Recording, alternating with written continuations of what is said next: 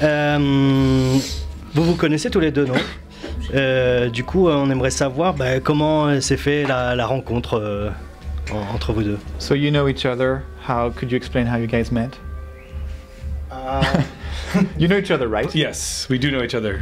By happenstance, circumstances brought us together. Yeah. Through the music, you know, we're part of a lineage of culture in New York, and at a certain point, you know, it came together. That's very modest. In fact, I was just a really enormous fan of Liquid Liquid was Sal's earlier band, and the L in LCD actually comes from Liquid Liquid because that was really didn't know that. Liquid Christmas. Pat and I played a Christmas party. I played bass, he played drums. It was just like grooves. Wow, nice. And when I met Richard first because he went and did recorded with he was going to record with David Holmes, and I just through Richard met everybody else, and I probably met you second, so Richard first and you second. Took a long time to meet the other two guys, but and well, when you finally came to see us at Knitting Factory, when I finally got to see you guys, exactly. And then well, it's funny, we've you know, came in contact with James, worked with James throughout like 10, 12 years, whatever it's been now. And you know, like when we were, where did we play in France? When we played in Paris, you ended up doing our sound and because DJing. you didn't. I shouldn't say this. But you didn't like you were DJing there. But we were doing our sound check, and he didn't like. You know, he wasn't thinking it was sounding proper, so he got on the board himself and did our sound for us. You know, so it's been like a series of those things. Of those and moments, let me just tell you, to a certain. In a certain respect, you're the new Ed Ballman from 9/9 to us. You know, like wherever we're working to, we're like James, help it. You know, get it right. You know. So this will be a lot to translate. Yeah, but that's fine. I'm going to have to ask you some more about Ed Ballman, but first I'm going to translate. Wow. Alors d'abord il y a Soapy qui répond que c'est un concours de circonstances, et James Murphy qui l'a interrompu pour dire c'est pas du tout un concours de circonstances. On se connaît depuis très longtemps. C'était un grand fan du groupe précédent avant Liquid Liquid, et le nom LCD Sound System venait du groupe précédent. Ils avaient joué à un concert de Noël où ils s'étaient rencontrés, tout ça, et c'est comme ça que c'était venu. Donc ils se sont rencontrés. Alors il y a eu la rencontre de Richard, l'autre membre d'abord, et puis après c'est venu comme ça, et ils se connaissent depuis 10-12 ans environ, et il racontait l'anecdote où il y avait un concert et c'était James qui faisait le DJ, un DJ set, et finalement le son était pas bon, donc il est venu ingé son du concert, il a fait oh là là, attends, on remet tout dans l'ordre, et à partir de là il y a plein d'anecdotes comme ça qui fait qu'ils se sont rencontrés à divers moments. And you said it was the Ed Ballman?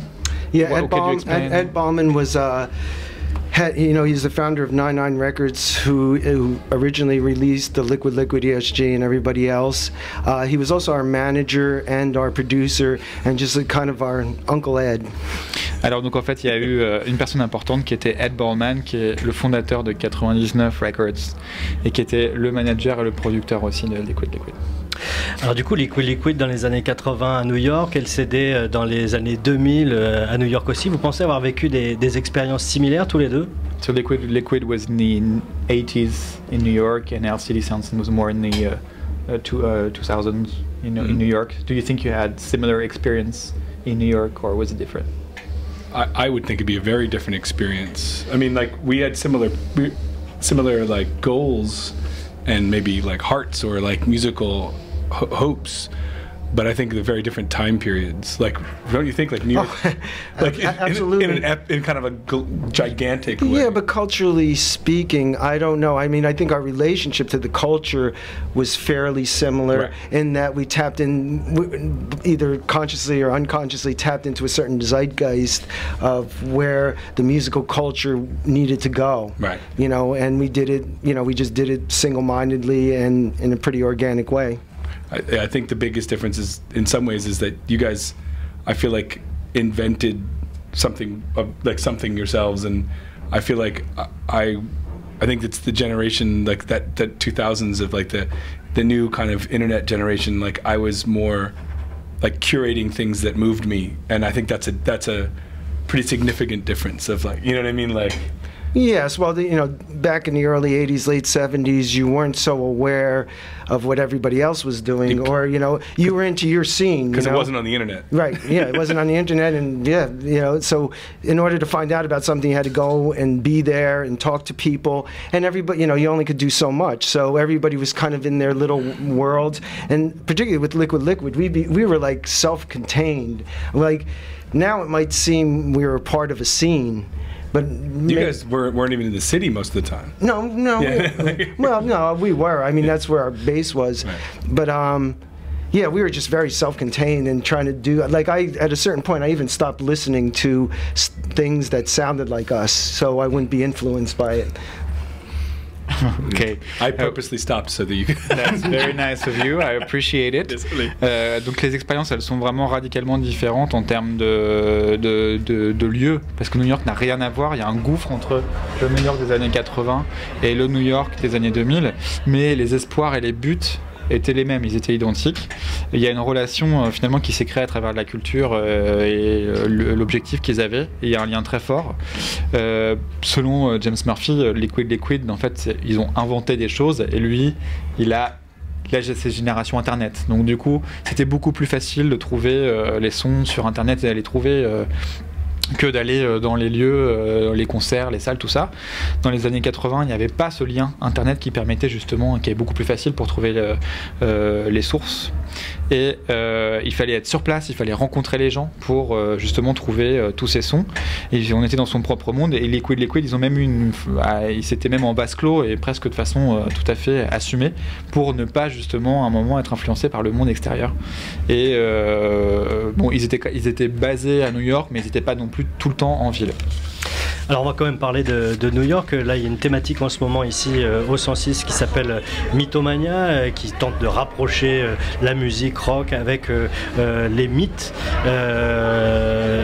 New York, c'est la ville mythique pour les musiciens. Comment est-ce que vous expliquez ça, vous qui avez chanté New York, et qui vivez aussi les choses de l'intérieur tous les deux, qui avez vécu aussi les choses. Exhibit, I don't know if you had time to see it, it's called Mythomania. So it's about myth and music. You are from New York, which is maybe one of the most mythical places of music. What's your relation to New York in terms of musical myth? How do you experience it from inside?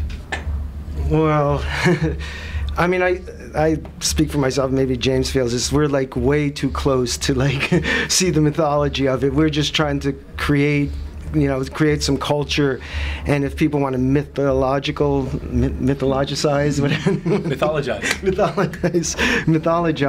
that, that's fine. But as far as it's just like I believe, and not to speak for James, we're way too close to it to like think about the myth or think about when I was doing it. I don't know how you feel, like, to think that 35 years or 30-something years after we created these little songs, that they still have an impact is just unbelievable. And if I was self-conscious about that, or we were self-conscious about that, we probably couldn't have done it. So we're not thinking in terms of mythology. I'll say, I think it's hard to think of mythology in terms of yourself, but I definitely, New York meant a lot to me when I was younger. And then I got there, and it was a little disappointing in a lot of ways, because it wasn't as cool as I thought and fun as I thought it was going to be. But then I learned something about it, that it's what's bad about New York is that it can sometimes be filled with what I call spectators that are just waiting for New York to entertain them.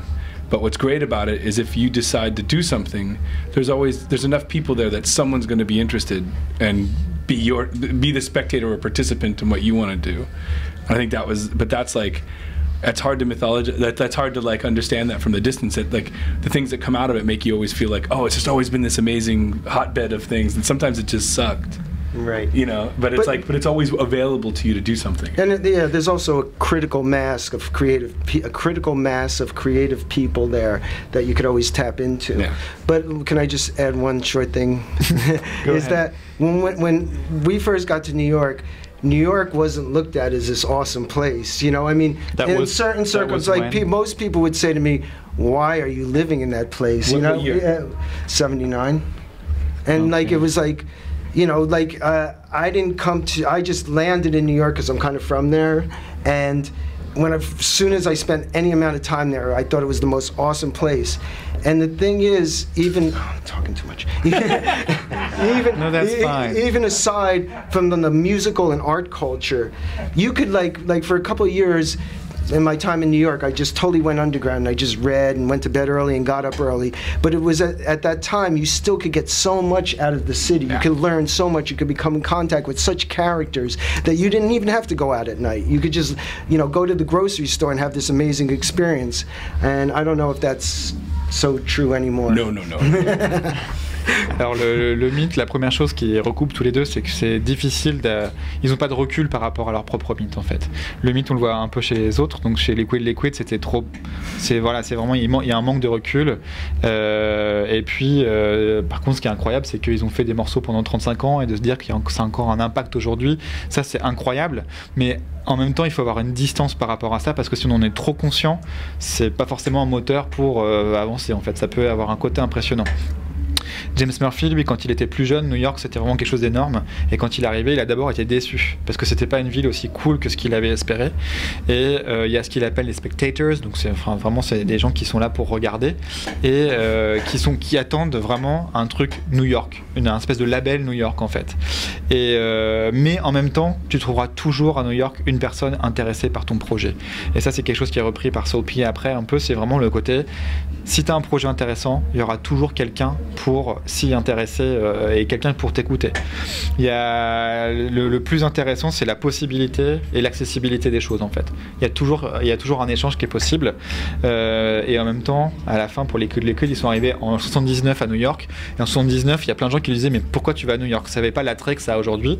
Et bon, ils étaient plus ou moins de New York et ils disaient en fait à l'époque, il n'y avait pas besoin, il n'y avait même pas besoin d'être dans un groupe ou de sortir le soir, c'est-à-dire que la ville était un spectacle permanent, on pouvait aller faire ses courses et trouver quelque chose d'incroyable. Et du coup, par contre, aujourd'hui, ça aurait changé apparemment. Puisque les choses changent, on va parler aussi du temps qui passe. J'ai noté, il faut qu'on se dépêche. Combien de temps il nous reste? How long time? It's alright, no, it's okay. Ok. On va partir d'une interview que vous avez donnée. Vous avez l'air de penser que c'est plus compliqué aujourd'hui et la question va quand même se poser à tous les deux, que c'est plus compliqué aujourd'hui de trouver un chemin alternatif au business, au mainstream, qu'aujourd'hui si vous voulez être rebelle, il y a tout un marketing de rebelle qui vous correspond. C'est dans une interview donnée il y a quelques années pour Pitchfork que j'ai trouvé ça. Comment on sort de ça et comment on remet du sens dans les choses selon vous? So it's an interview from Pitchfork that you gave, apparently, but you could both comment upon it. Okay. You said that today there's a business of being a rebel, a business of being mainstream. And how can you still create and be those things without the business industry, if you want? Do you think there's still a place? I think I was just saying, be like genuine. I was saying that like there's at all times a marketing angle, like it's all about branding. Everybody's like constantly trying to brand themselves, and by doing things that are were originally countercultural. Like counterculture is just another form of marketable culture. You know, the idea that there's billion-dollar skate companies, a thing that was illegal most places. It's a very strange. Well, and it's kind of sad in a way because there isn't that process of discovery and trial and error. Now then again, there's many more opportunities. The way I look at it, if you're some 22-year-old with 100 friends, you could get corporate sponsorship to have a belly button watching event. So in that way, it's easier to do things, and that's probably a good thing in some ways. Well, it has to be because the rents are everything's more expensive to do. Right, and you can't. So it goes into a whole. There's a whole context of cultural, economic, social dynamics going into this. But New York is starting, not bringing me down, it's freaking me out. New York is freaking me out. Even from 2 years ago, what's going on, It's scary. Alors effectivement, le côté marketing, il est présent partout. En fait, maintenant, dès que tu as un groupe, c'est une marque. Et la contre-culture, en tant que telle, même la contre-culture, c'est une marque. Par exemple, l'exemple du skate, avant, c'était sûrement illégal de faire du skate. Et puis maintenant, c'est des entreprises qui ont des chiffres d'affaires qui se font en milliards de dollars. Donc ça, c'est pas possible. Mais en même temps, les opportunités, elles existent. Et quelque part, c'est toujours possible. Donc quelque part, dans un sens, c'est plus facile. d'avoir accès à tout ça aujourd'hui, mais en même temps tout est plus cher et finalement il y a un contexte socio-économique extrêmement important et c'est difficile de répondre à la question. Et pour conclure, c'était un peu le côté New York, ça fait peur aujourd'hui, quoi. C'est plus que c'était. Did you say it's freaking me out because of the business, the importance of business, or? Yeah, it's just a whole onslaught of norms. Norms. Let's be honest. It's filled with like the people who used to think we were crazy for living in New York. Right. Yeah. Well, it's also like the influence of money and real estate. In New York is like, I had like just a little thing. Across the street, I live in Greenwich Village. Across the street from me was the Children's Aid Society, which was like a community center for children, and it was like a complex. Now I know they're the ones who sold it, but like they knocked that down, and now they're building. This is on a little street in Greenwich Village, totally inappropriate. Not adding any infrastructure. I mean, as far as subways or stores or anything. They're building like townhouses, condos, lofts, you know, all high end for moneyed people. And le problème, yeah, sorry. And no, it's like where do I put that in my vision of New York, of what I loved about New York all along? Alors du coup, en fait, le problème c'est que les gens qui habitent aujourd'hui New York, c'est les gens qui en 79 disaient vous êtes fous d'habiter à New York. Et c'est une ville qui a été rongée par l'argent et l'immobilier.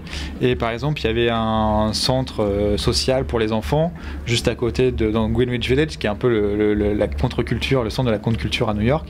Et c'est eux qui ont vendu leur centre. Ils ont volontairement vendu ce centre pour faire des lofts, des condominiums, tout ça pour des gens qui ont beaucoup d'argent pour acheter là, pour acheter à cet endroit. Et du coup, c'est ça qui est très triste. Et du coup, oui, finalement, à New York, il n'y a plus trop la place, quoi. Une dernière question, peut-être parce que Solpi va devoir aller s'installer sur scène. On dit que l'avenir de la musique aujourd'hui, ce sont les pays du Sud qui le produisent. Est-ce que vous portez une oreille attentive tous les deux à ce qui se passe en Amérique du Sud, en Afrique, en Inde? So some people say that today the future of music in the southern countries like Latin America or Africa. Are you aware of what's happening there? Are you curious about what's happening there today, or? That's a good question for you. Yeah. Well, yeah, it is a good question because there was a time somewhere about the late 80s that I thought the West was completely bankrupt culturally, that all musical and artistic movements, and events has been played out, and you had to go to the South to find anything really authentic. And so for about 12 years, I basically became a promoter of like Caribbean roots music and African music, and also a huge fan because I thought that was the future. When I met you, you still were throwing a party in the Lower East Side. I was throwing like a roots reggae and Haitian music party on the Lower East Side. I'm not so sure I believe that anymore. I don't know what I believe because it's becoming such a gumbo of influences, people, the band right there, I saw so many influences there, and I'm trying to process, how it is. But the important thing, I go off on your questions, but the important thing is that your influences need to be digested. You don't just serve them on a platter, like so much, like window dressing. You have to really digest your influences almost to the point where you can't tell what they are. And that's when real art comes out. Authentic. Alors en fait c'est une question très intéressante puisque à la fin des années 80 il y avait Soulpy avait une théorie comme quoi l'Ouest était en banqueroute culturelle complète. Il n'y avait plus de souffle en fait dans la culture occidentale et il fallait aller au Sud. Et pendant 12 ans environ, il a été un promoteur de tout ce qui était musique des Caraïbes, roots, reggae. Il avait donc James Murphy qui a assisté à une soirée dans le Lower East Side à Manhattan où c'était roots, reggae, musique d'Haïti. Mais en même temps aujourd'hui il se dit est-ce que ça existe encore? Ce qu'il faut c'est que il y a un mélange d'influences un peu partout au final aujourd'hui, et ce qui est important, ce qu'il faut retenir, c'est qu'il faut digérer ces influences et les digérer à tel point qu'on n'arrive plus à les reconnaître, et c'est que là c'est seulement à partir de ce mouvement que va naître l'originalité de la musique et les choses nouvelles. Laurent, une question à poser peut-être à... I have to go. So yeah, okay, thank you very much. All right, thank you. Merci beaucoup. Peut-être dans la même lignée de cette question, si on veut rester en Afrique, je pensais au fait que James est certainement la personne la plus importante de ces dernières années avec, en termes de pop music avec Tom York ou Damon Albarn, puisqu'on parlait d'Afrique. Et est-ce que justement, quel rapport il a avec ces deux personnages-là? Est-ce qu'il les rencontre? Est-ce qu'il les connaît? Est-ce qu'il va travailler avec eux comme il travaille avec d'autres, genre Arcade Fire? Ou est-ce que c'est des gens qui ne fréquentent pas du tout? We're still talking about Africa and people like Tom York or Damon Albarn, who the last one, Damon Albarn, worked in Africa a lot, and that you're one of the most influential people in music today, or have been at some point, just like those two. Do you know them? Have you worked with them? And also you've worked with Arcade Fire, and what's your relation to Arcade Fire, and who's also one of the most important bands today? I don't know Tom York. I've never met him. I know Damon Albarn a little bit. I worked with him. I made a song with him and Andre 3000 like a couple years ago. But I only know him a little bit. But Arcade Fire I know really well because we toured together a lot. I played with them on festivals, and so we're friends. And I produced a record accidentally. I meant to only go for a little bit and work on a couple songs, but we had fun, so I stayed and did most of the record, I guess.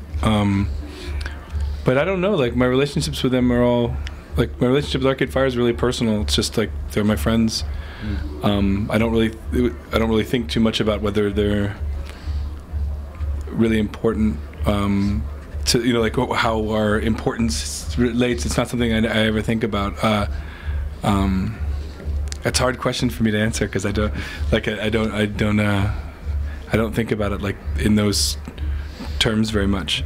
Now I'm lost about the Africa part of the question. That was just a transition. Okay, smooth. Yeah. Yeah, try smooth. Alors, il envisage pas. Déjà, la réaction, il y a une moue un peu dubitative quand on a dit que c'était une des personnes les plus importantes de la musique. C'est un peu genre non.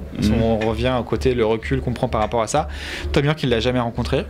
Damon Albarn, il a fait une chanson il y a 2 ans avec lui. Et Arcade Fire, ils se connaissent bien parce qu'il y a eu des tournées, des festivals, des concerts ensemble. Au départ, il est allé les voir, il a produit pour le dernier album. L'idée, c'était de produire 1 ou 2 morceaux. Et puis finalement, c'est un peu de façon accidentelle où il a produit tout l'album. Mais c'est une relation amicale qu'il a avec eux. Et il pense pas du tout en termes de ce que Arcade Fire représente aujourd'hui. J'ai lu dans une interview qu'il a donné, que James a pu donner il y a quelques années maintenant, que LCD Sound System est né parce que Rapture était parti de DFA Records et que donc il avait fallu un petit peu relancer la machine DFA et qu'LCD donc qui avait déjà produit le premier single. Il a fallu vraiment remettre un petit coup de pouce quoi, et puis faire ce premier album qui est sorti d'ailleurs 3 ans après le premier single. Est-ce que cette histoire est vraie et est-ce qu'il pourrait nous la raconter si c'est... Okay, so we want to know if it's a true or false story that LCD Sound System was born because the Rapture left DFA Records, that you had a single but that was already out, but then you needed a band to fill in the sort of void that was left by the Rapture. Could you tell us more? Partially, about it? It's not really. That's not exactly true. But LCD was never meant to be a proper band with albums or a tour or anything like that. And we just did a couple of. Trying to ruin somebody's picture. We did a couple of shows, which we never intended to do ever, just because we were invited to play. And then we did when the Rapture left the label. I had wanted the Rapture to sign to EMI and not to Mercury, and I had a belief that we could sign the Rapture to EMI and sign DFA, and we could be like a force ensemble. And when they didn't, I was like, well, I have to test this theory. So I made an album and put that album with EMI and DFA with EMI to see if it would work. The Rapture went with Mercury? I think so. Yeah, Mercury, it was like Universal, but I think it was, I'm trying to think exactly what it was. Vertigo, I think. They had the Vertigo label, but it was, you know, it's all those labels are the same thing. You know, they just put a different sticker on it. Alors c'est une histoire qui est partiellement vraie, à savoir que LCD, au départ, c'était jamais envisagé comme un projet sérieux. Ça devait même pas être un groupe. Ils ont fait 2-3 concerts comme ça parce qu'ils ont répondu à des invitations d'amis. Mais l'idée, effectivement, c'est que The Rapture, quand ils sont partis, ils voulaient qu'ils signent chez EMI et après faire amener DFA chez EMI. Et finalement, The Rapture, ils sont partis chez Mercury. Enfin, ça s'appelait Vertigo à l'époque, mais c'était chez Mercury. Et finalement, il a bien fallu tester la théorie comme quoi c'était mieux chez EMI, d'où l'idée de faire LCD, de le signer chez EMI et de DFA aussi. On va poser juste 2 questions très rapides. 2 more questions, very short. Des questions d'internautes en fait, qui nous ont laissé des questions People sur internet. from the web. Julien, après le remix de Love is Lost de David Bowie, d'autres belles choses dans le genre à l'horizon ou pas? So you've just remixed Love is Love. You have remixed Love is Love by David Bowie. Are there other projects of this type? I don't know. I mean, it was a strange. I mean, I hadn't done a remix in 5 years, and I didn't think I was going to do them anymore. And then David Bowie asks, and then I have to just see if I can do. I want to do it, but it takes me a long time to do a remix. It's like several weeks, and it's not. Maybe it'll happen, but I don't know. Sometimes, maybe. Alors en fait il sait pas forcément s'il y en aura d'autres parce que ça faisait 5 ans qu'il avait pas fait de remix et il s'est dit qu'il en ferait plus, et puis en même temps il y a David Bowie qui demande, donc il s'est dit bon bah faut bien que j'essaye de voir si ça va marcher. Ça prend longtemps à faire, c'est plusieurs semaines, alors pourquoi pas en faire d'autres, mais en même temps bon bah pourquoi pas, il y a aussi le côté pas sûr. Plus David Bowie, it's very scary. David Bowie, ça fait peur. C'est votre idole en plus, David Bowie. This is your idol, David Bowie, because this is very big influence, very big idol. Yeah. The first band, the first CD you first single, Vino. Yes. Not CD. Yeah, but yeah, the first single, 7-inch. Et François, donc, il nous pose une question. Est-ce qu'on a une chance de voir Despacio, le projet avec Too Many DJ en France? Oh. Is there a chance that this live? Despacio, yes. Je comprends. Okay. It's difficult. It's very expensive. I don't know if we can. I want to do it, and it's probably, but I don't want to promise anyone because it's 2 shipping containers. It's a sound system that we built that's very, very big and crazy hi-fi sound system, and we have parties with it. But we thought we would move it around in a truck and it would be easy, and it's proving to be. We've lost so much money, but we love doing it. So it depends on how much money we can lose. So we have to get take some terrible advertisements for cars and soft drinks, so we can move Despacio around. Alors c'est difficile parce que ça coûte cher. L'envie est là, mais il a pas envie de faire des promesses qui seraient ensuite déçues. C'est un sound system énorme, mais ça fait perdre beaucoup d'argent, donc il faut calculer en fait combien d'argent ils ont envie de perdre. Et donc l'idée c'est un peu de trouver des publicités pour des voitures ou des sodas qui pourraient permettre de subventionner tout ça. Du coup je rebondis avec juste une dernière question. So this is the real last question.